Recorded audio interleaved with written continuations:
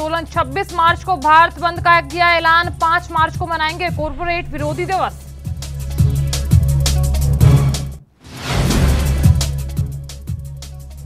UP के आगरा में भीषण सड़क हादसा। कानपुर हाईवे पर ट्रक से टकराई स्कॉर्पियो। हादसे में 9 की मौत, 3 घायल।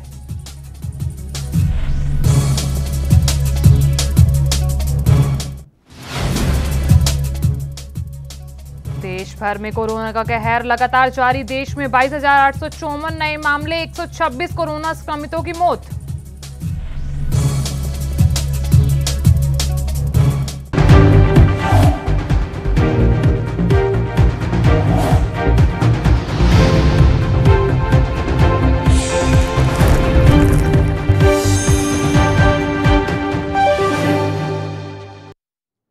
नमस्कार, एनबी न्यूज देख रहे हैं आप और मैं हूं आपके साथ साधना बत्रा। बुलेटिन का आगाज इस बड़ी खबर से करेंगे। बीजेपी नेता गोपाल कृष्ण अग्रवाल ने कांग्रेस और ममता सरकार पर जमकर निशाना साधा है और साथ ही कहा कि उत्तराखंड में तीर्थ सिंह रावत को सीएम बनाया गया है। और इस पर उन्होंने और क्या कुछ कहा, ये सुनवाते हैं। नहीं, जैसे रावत साहब ने कहा, त्रिवेंद्र सिंह रावत जी ने, कि पार्टी का निर्णय है, उस हिसाब से यह काम है। और मुझे लगता है कि नए तरीके से जो भी जो बात है आगे सरकार चलेगी। 1 साल है और भी योजना आएगी और इन्हें शुभकामनाएं। त्रिवेंद्र सिंह रावत जी ने अच्छा काम किया है। पार्टी उनके लिए और भी, जैसे कहा गया है, कि और महत्वपूर्ण भूमिकाएं आगे सोचेंगे। कांग्रेस किसान के मुद्दों को, जो कि अपने आप में अब कोई उसका महत्वपूर्ण किसानों के हित के अंदर काम नहीं रह गया है, वह एक राजनीतिक आंदोलन बन के रह गया है और सब लोग उस पर अपनी रोटियां सेक रहे हैं। चाहे कुछ विदेशी ताकतें हों, चाहे कुछ अलगाववादी नक्सल हो या खालिस्तानी एलिमेंट हो या कांग्रेस हो और अलग अलग जो विपक्षी दल हैं, वह लोग अपनी राजनीतिक रोटियां सेकने का प्रयास कर रहे हैं। किसानों का हित अगर किसी को देखना है तो प्रधानमंत्री और भारतीय जनता पार्टी पूरी तरह से तैयार है किसानों के साथ बात करने के लिए, जो उनको इस किसान बिल में समस्याएं, उनके समाधान के लिए, बदलाव के लिए।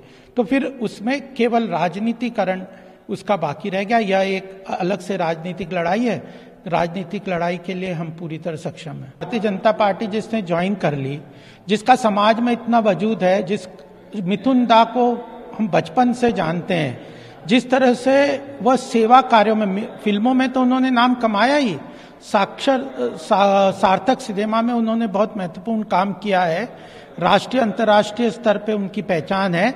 लेकिन समाज सेवा में, गरीब कल्याण में और पश्चिम बंगाल में और पूरे देश में उन्होंने सब तरह के कार्यों में बड़ा महत्वपूर्ण योगदान दिया है। उनका बड़ा सम्मान है। अगर वो भारतीय जनता पार्टी में आ गए तो वो भारतीय जनता पार्टी के हो गए। शुभेंदु अधिकारी हैं, भारतीय जनता पार्टी के हैं। ऐसे ई श्रीधरन है केरला में, वो आज भारतीय जनता पार्टी के हैं। सब लोग भारतीय जनता पार्टी में आना चाह रहे हैं। भारतीय जनता पार्टी स्वच्छ छवि की पार्टी है।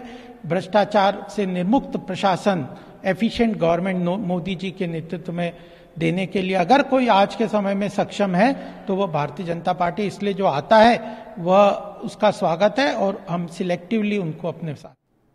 वहीं दूसरी ओर बंगाल के नंदीग्राम में कथित हमले के बाद ममता बनर्जी को कोलकाता के एक अस्पताल में भर्ती कराया गया। जानकारी के मुताबिक सीएम ममता बनर्जी को चोट लगने के समय एक चश्मदीद वहां मौजूद था और उसने बताया कि सीएम ममता को देखने के लिए लोगों की भीड़ एकजुट हो गई थी। उन्हें देखने के लिए लोग घेर कर खड़े हो गए थे और इसी समय उन्हें गर्दन और पैर पर चोट लग गई। इस दौरान उन्हें किसी ने धक्का नहीं दिया और उनकी गाड़ी धीरे धीरे चल रही थी। तो जानकारी दे दें, जहां डॉक्टरों की टीम ने प्रारंभिक जांच में पाया कि ममता बनर्जी को कई जगह हड्डियों में गंभीर चोट लगी है। ममता बनर्जी के बाएं टखने में गंभीर चोटें आई है और इसके अलावा पैरों पर खरोंच के निशान है। ममता के दाएं कंधे पर भी चोट आई है। वहीं प्रारंभिक जांच में ममता की बाह की कलाई और गर्दन पर चोट मिली है। मुख्यमंत्री ममता बनर्जी ने डॉक्टरों से सीने में दर्द और सांस फूलने की भी शिकायत की है।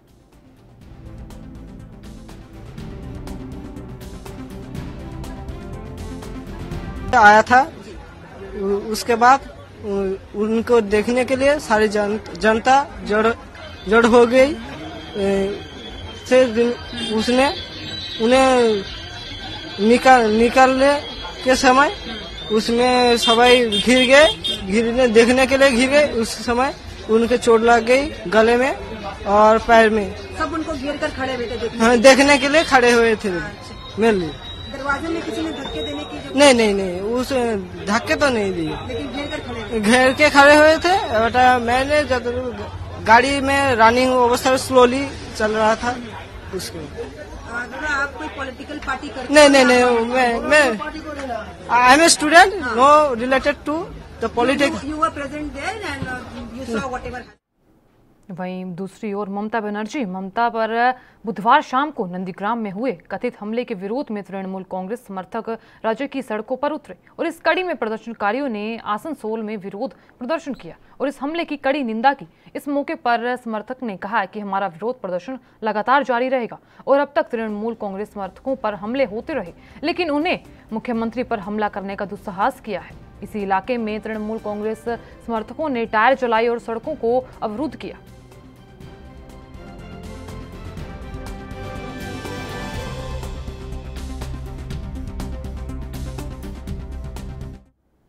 उत्तर प्रदेश के गोरखपुर जिले से पंचायत सदस्य पद का चुनाव लड़ने की तैयारी कर रहे पूर्व बसपा नेता रितेश मौर्य की गोली मारकर हत्या कर दी गई। जानकारी दे दें, बाइक सवार 2 नकाबपोश बदमाशों ने सिर में 2 गोली मारी और जिससे रितेश की मौके पर ही मौत हो गई। हत्या की वजह चुनावी रंजिश बताई जा रही है।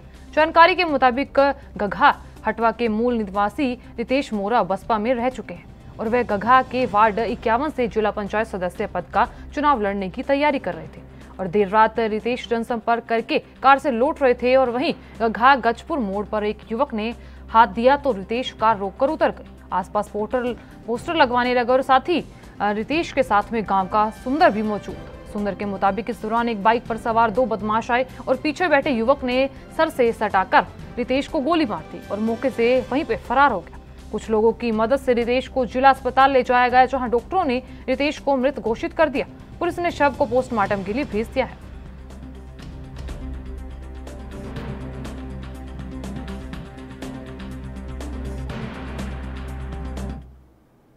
दिल्ली में अब राम को लेकर सियासत होने लगी है और अरविंद केजरीवाल राम बैराग को देखकर बीजेपी वार कर रही है। दरअसल बीजेपी नेता तरुण चुग ने कहा कि गलती से ही सही, लेकिन केजरीवाल ने राम को याद तो किया। उन्होंने और क्या कुछ कहा, ये सुनवाते हैं।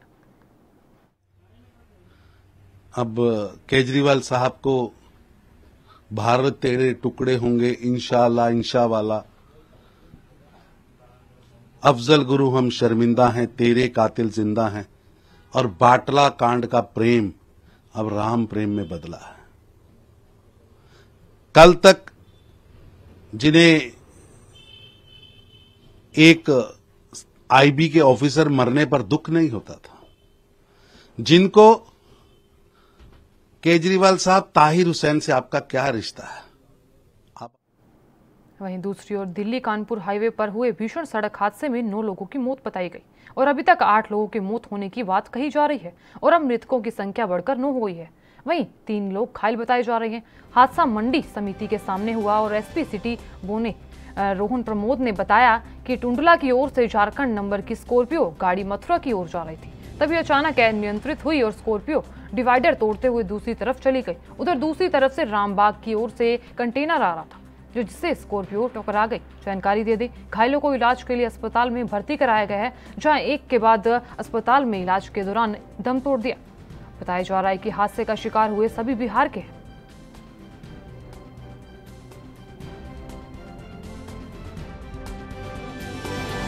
ये हाईवे एरिया में इस्मातौला क्षेत्र के नुनिया एरिया में एक स्कॉर्पियो और एक ट्रक के बीच में भिड़ंत न जो है वो हुई है, एक्सीडेंट न हुआ है। ऑपोजिट डायरेक्शन में दोनों जा रहे थे, उसी में एक्सीडेंट हुआ है। स्कॉर्पियो का नियंत्रण खोके वो डिवाइडर क्रॉस करके इस तरफ आई है।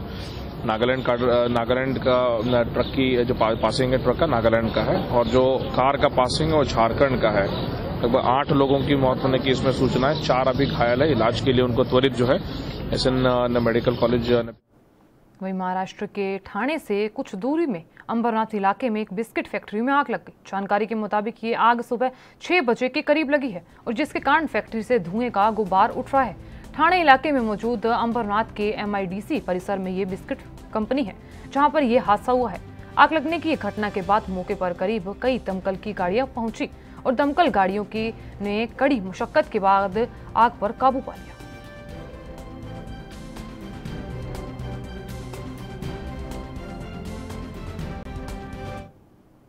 नोएडा के सेक्टर 7 की एक म्यूजिक कंपनी में भीषण आग लग गई। आग लगने के कारण आसपास अफरा तफरी का माहौल बन गया है। वहीं स्थानीय लोगों ने घटना की सूचना पुलिस और दमकल विभाग को दी। मौके पर पहुंची दमकल की गाड़ियों ने आग पर काबू पा लिया। वहीं आग के कारण किसी के हताहत होने की कोई खबर सामने नहीं आई है।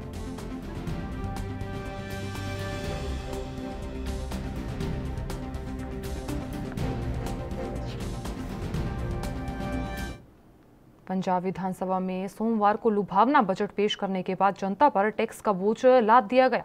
पंजाब विधानसभा में वाहनों और अचल संपत्ति पर टैक्स लगाने को लेकर 2 बिल पास किए गए हैं और इसके लागू होने के बाद नए वाहन खरीदने पर दोगुनी रजिस्ट्रेशन फीस देनी होगी। जानकारी दे दें, पुराने वाहनों पर भी ग्रीन टैक्स लगाया जाएगा। सदन में सरकार को बिलों के लिए विपक्ष के कड़े विरोध का सामना करना पड़ा और इसके साथ ही सरकारी कामकाज में लाल फीताशाही के खिलाफ एंटी रेड टेप बिल 2021 समेत 9 अन्य बिलों को भी पारित कर दिया गया। तथा पंजाब इंफ्रास्ट्रक्चर संशोधन बिल 2021 के जरिए विशेष बुनियादी ढांचा विकास चार्ज लगाकर हर साल लगभग 216 करोड़ रुपए की उगाही को हरी झंडी दे दी गई और इसे इकट्ठा होने वाली राशि से राज्य में बुनियादी ढांचे के विकास की गति दी जाएगी। और इसके अलावा the Punjab motor vehicle taxation bill 2021 जरिए राज्य सरकार ने सूबे में दोपहिया और चौपहिया वाहन चालकों पर कई तरह के टैक्स लगाने की मंजूरी दे दी है और इसके तहत प्रदूषण रोकने, इलेक्ट्रिक वाहनों को बढ़ावा देने और पेट्रोल डीजल की खपत को कम करने के उद्देश्य से पुराने वाहनों पर ग्रीन टैक्स लगाया जाएगा।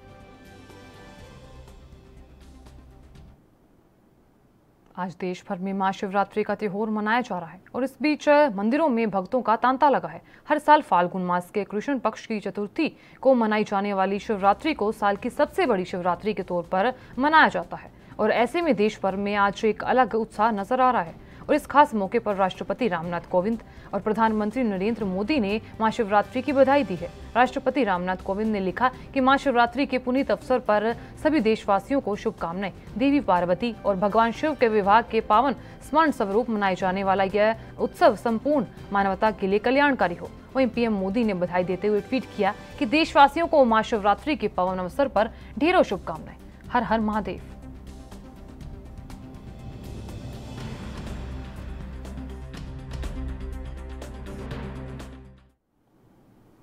उत्तर प्रदेश के कानपुर के आनंदेश्वर मंदिर में महाशिवरात्रि के अवसर पर श्रद्धालुओं ने पूजा की। श्रद्धालुओं ने कहा कि यहाँ प्राचीन समय से शिवरात्रि का मेला लगता है और इसके साथ ही श्रद्धालुओं ने बताया कि लोग मंदिर में दर्शन के लिए रात से ही लाइन में लगे हुए हैं।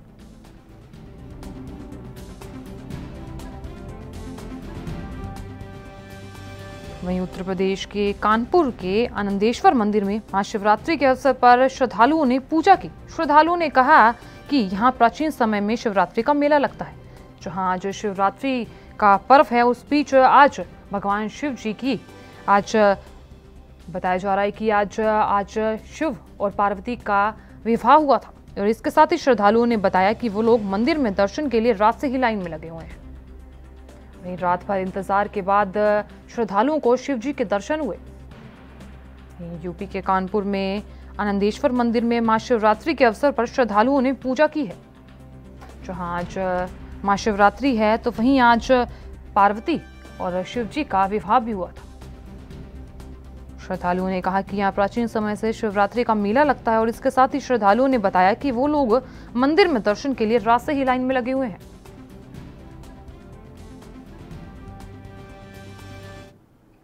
यहाँ लेंगे एक छोटा सा ब्रेक। अब बने रहिए ANB न्यूज के साथ।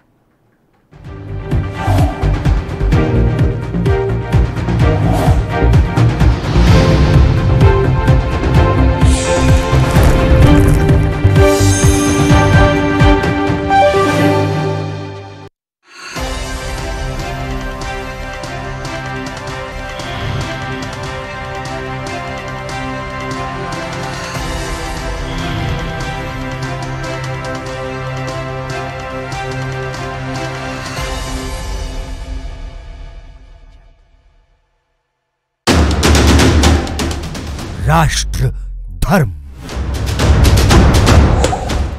रात 8 बजे सिर्फ ANB न्यूज पर।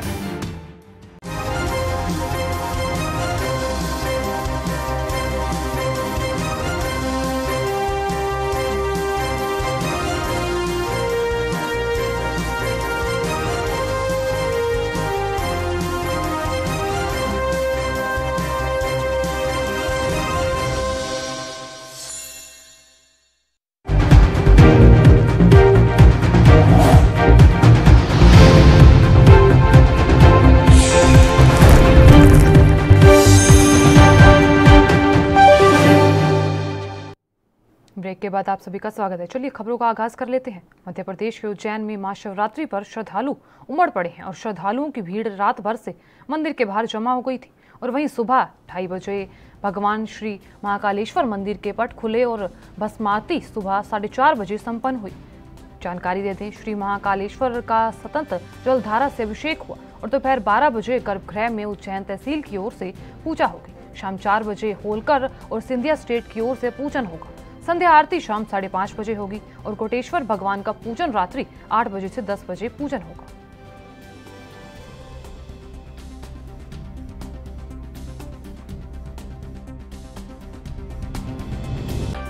पर्व है आज बाबा महाकाल की, जो प्रतिवर्ष शिवरात्रि का एक अनूठा माहौल रहता है महाकालेश्वर में। पूरे विश्व भर में सिर्फ महाकालेश्वर मंदिर ऐसा है जहाँ पर पूरे 9 दिन तक शिवरात्रि का उत्सव मनाया जाता है। उसी के अंतर्गत आज जो शिवरात्रि की महापूजा और महाभस्म आरती में कोविड के कारण दर्शनार्थियों को दूर से दर्शन का लाभ मिल रहा है। हमने भी आज बाबा महाकाल की दूर से दर्शन किए और दर्शन शिवरात्रि का जो अद्भुत श्रृंगार हुआ उसके दर्शन पाकर हम अपने आप को बहुत ही भाग्यवान और धनवान समझ रहे हैं। उत्तर भारत के मौसम में लगातार बदलाव देखने को मिल रहा है और इस बीच उतार चढ़ाव के चलते धीरे धीरे बढ़ती गर्मी से भी लोगों को राहत मिल रही है। वहीं राजधानी दिल्ली में आंधी तूफान और बारिश के बाद लोगों को तपिश से थोड़ी राहत मिली है और इसके बीच देश के अधिकतर क्षेत्रों में तापमान में बढ़ोतरी हो रही है, लेकिन इससे जल्द ही लोगों को राहत मिलेगी। मौसम विभाग की माने तो महाशिवरात्रि यानी कि आज से उत्तर भारत में झमाझम बारिश देखने को मिल सकती है। बता दें, मार्च का दूसरा पश्चिमी विक्षोभ सक्रिय हो गया है और इसका असर उत्तर भारत के राज्यों में देखने को मिल सकता है।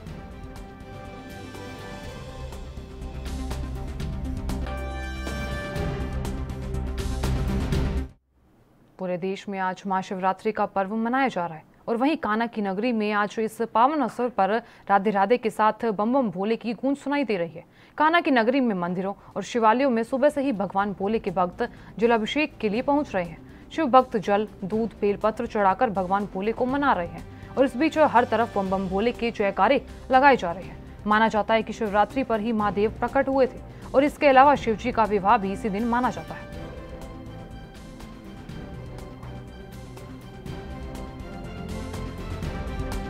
जनता भी जानती है और भक्तगण भी जानते हैं कि आज भोलेनाथ ने विष हलाल किया था, इसलिए उन पर आज जल चढ़ाया जाता है और इसी को शादी का भी महत्व दिया जाता है कि शादी का आज वर्षगांठ है बाबा की, इसलिए इसका महत्व इतना बड़ा है। महाकाल रात्रि भी है और भूतनाथ के भक्त बहुत हैं। हर गल में, हर जगह जगह पर भोले के बम बम के गूंज। उत्तर प्रदेश के गोरखपुर जिले से पंचायत सदस्य पद का चुनाव लड़ने की तैयारी कर रहे पूर्व बसपा नेता रितेश मौर्य की गोली मारकर हत्या कर दी गई। बाइक सवार 2 नकाबपोश बदमाशों ने सिर में 2 गोली मारी है और जिससे रितेश की मौके पर ही मौत हो गई। जानकारी दे दें, हत्या की वजह चुनावी रंजिश बताई जा रही है। जानकारी के मुताबिक गघा के हटवा के मूल निवासी रितेश मौर्य बसपा के रह चुके हैं और वह गघा के वार्ड 51 से जिला पंचायत सदस्य पद का चुनाव लड़ने की तैयारी कर रहे हैं। तो वहीं देर रात रितेश जनसंपर्क करके कार से लौट रहे थे। जानकारी ये भी दे दें कि गघा गजपुर मोड़ पर एक युवक ने हाथ दिया तो रितेश कार रोककर उतर गए। आसपास पोस्टर लगवाने लगे और वहीं रितेश के साथ में गांव का सुंदर भी मौजूद था। सुंदर के मुताबिक इस दौरान एक बाइक पर सवार 2 बदमाश आए और पीछे बैठकर युवक ने सर में सटाकर रितेश को गोली मार दी और मौके से वहीं पर फरार हो गया। कुछ लोगों की मदद से रितेश को जिला अस्पताल ले जाया गया, जहां डॉक्टरों ने रितेश को मृत घोषित कर दिया और इस बीच पुलिस ने शव को पोस्टमार्टम के लिए भेज दिया है। वहीं दूसरी ओर बात करें, कोरोना से मंदी की मार अब ऑटो सेक्टर में भी नजर आने लगी है। मंदी के कारण महिंद्रा कंपनी ने अपने 300 कर्मचारियों को नौकरी से निकाल दिया है। मंदी की ये गाज कई वरिष्ठ अधिकारियों पर जाकर गिरी है और इससे ऐसा लग रहा है कि कोरोना से आने वाली मंदी ने ऑटो इंडस्ट्री की हालत खराब कर दी है। अब यहाँ गौरतलब है कि महिंद्रा के ऑटोमोटिव डिवीजन की बिक्री में इस वित्त साल में अब तक 27.52% की गिरावट दर्ज की जा चुकी है। सिर्फ इतना ही नहीं, सिर्फ इसी पूरी इंडस्ट्री की बात करें तो बिक्री में 13.2% की गिरावट आई है। वहीं छटनी का शिकार वरिष्ठ स्तर के मैनेजमेंट एग्जीक्यूटिव भी हुए हैं और इसमें महिंद्रा मोबिलिटी सर्विसेज सेक्टर के चेयरमैन और ग्रुप के एग्जीक्यूटिव बोर्ड भी रहे हैं। आपको बता दें कि इस साल जनवरी में अब तक 300 एग्जीक्यूटिव को नौकरी से निकाला गया है। वहीं वरिष्ठ अधिकारियों की बात करें तो प्रहलाद राव भी इसमें शामिल है। तो वहीं महिंद्रा में बिजनेस प्लानिंग के हेड बताए जा रहे हैं। इस मामले में महिंद्रा कंपनी के SHRO राजेश्वर त्रिपाठी ने बताया कि कंपनी के अंदर भविष्य के लिए बदलाव की तैयारियों का काम चल रहा है। और ऐसे में लोगों को ग्रुप में वैकल्पिक पोजीशन भी ऑफर किए गए थे, लेकिन कुछ मामलों में लोगों को निकालने का कठिन निर्णय लेना पड़ा।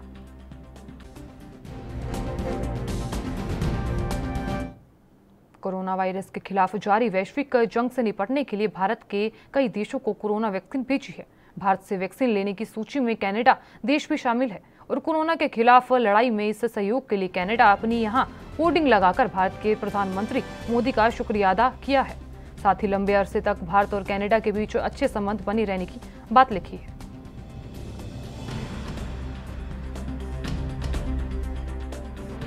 वहीं बता दें आपको कि पीएम मोदी ने कनाडा को कोविड वैक्सीन भेजी है। भारत से वैक्सीन लेने की सूची में कनाडा भी देश में शामिल है। कोरोना के खिलाफ लड़ाई में इस सहयोग के लिए कनाडा ने अपने यहां होर्डिंग लगाकर भारत के प्रधानमंत्री मोदी का शुक्रिया अदा किया है। साथ ही लंबे अरसे तक भारत और कनाडा के बीच अच्छे संबंध बने रहने की बात भी लिखी है। वहीं जहां देश में कोरोना का कहर लगातार जारी है, कोरोना वायरस के खिलाफ जंग भी जारी है और वैश्विक जंग से निपटने के लिए भारत ने कई देशों को कोरोना वैक्सीन भेजी है। समाज को जंगल बनने की इजाजत नहीं दी जा सकती, यह टिप्पणी करते हुए सुप्रीम कोर्ट ने वर्ष 2009 में 6 साल की बच्ची से दुष्कर्म और हत्या के दोषी नरेश शाह को किसी भी तरह की रियायत देने से इनकार कर दिया। जस्टिस संजय किशन कौल और जस्टिस सुभाष रेड्डी की पीठ ने शाह की इस दलील को भी नकार दिया है। घटना के वक्त वह 20 साल का था और इससे उसे राहत दी जाए। पीठ ने दोषी की ओर से पेश वकील मीनाक्षी विज से कहा कि जरा आप पीड़िता के बारे में तो सोचिए, आपके मुकेबिल को तो इस बात का शुक्रगुजार होना चाहिए कि उसे फांसी की सजा नहीं दी गई।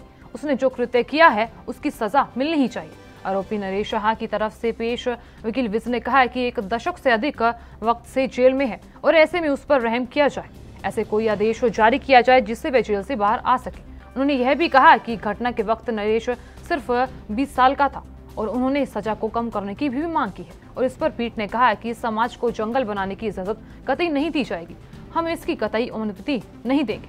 तो वहीं उन्होंने कहा कि हम दोषी की सजा कम करने का रास्ता नहीं निकाल सकते। हम यह भी देख रहे हैं कि एक तरफ पीड़िता है तो वहीं दूसरी तरफ पीठ ने कहा कि हमें अपने विशेषाधिकार का प्रयोग हर मामले के तथ्यों के आधार पर करना चाहिए। ये कहते हुए पीठ ने दोषी नरेश को पैरोल देने से इनकार कर दिया।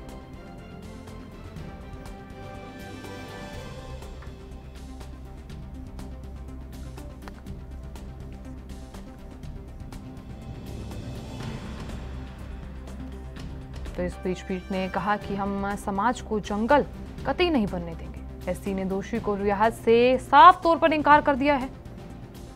कहा कि समाज को जंगल बनने की इजाजत हम नहीं दे सकते।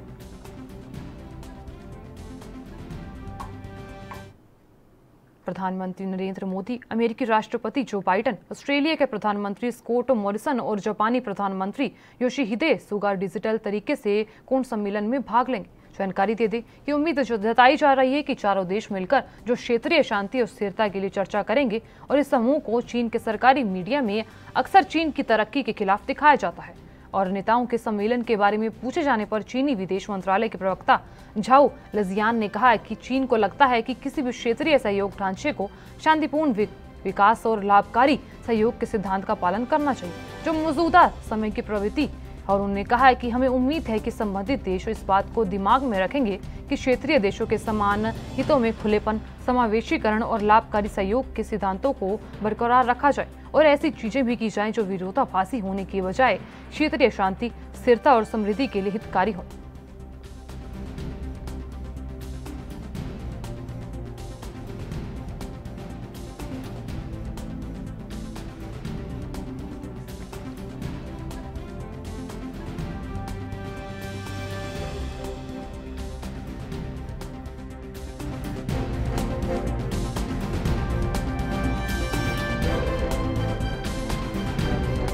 चीन की बेचैनी बढ़ती दिखाई दे रही है। उन्होंने कहा कि कुछ ऐसा हो जो सबके हित में हो।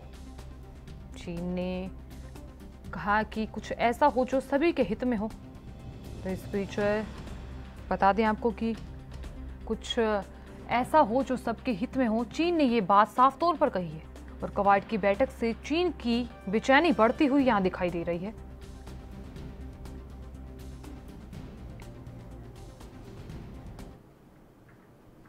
वहीं दूसरी ओर एमपी के उज्जैन के महाकालेश्वर मंदिर में आज महाशिवरात्रि पर्व धूमधाम से मनाया जा रहा है, लेकिन इस पर्व पर महाशिवरात्रि पर सुबह हुई भस्म आरती में श्रद्धालु शामिल नहीं हो सके। यह गौरतलब है कि कोरोना महामारी के चलते महाकाल मंदिर में श्रद्धालुओं के शामिल होने पर रोक लगी हुई थी, जो अभी भी बरकरार है, जिसके चलते आज की भस्म आरती में श्रद्धालु शामिल नहीं हो पाए। श्रद्धालुओं के लिए आम दर्शन व्यवस्था शुरू हो चुकी है, जिस पर प्री बुकिंग के माध्यम से बुकिंग कराए हुए 25,000 श्रद्धालु आज के दिन बाबा का दर्शन लाभ ले सकेंगे और इस दौरान भस्म आरती के बाद श्रद्धालुओं को मंदिर में प्रवेश दिया जाएगा। जानकारी दे दें, महाशिवरात्रि पर्व को लेकर श्रद्धालुओं में खासा उत्साह देखने को मिल रहा है।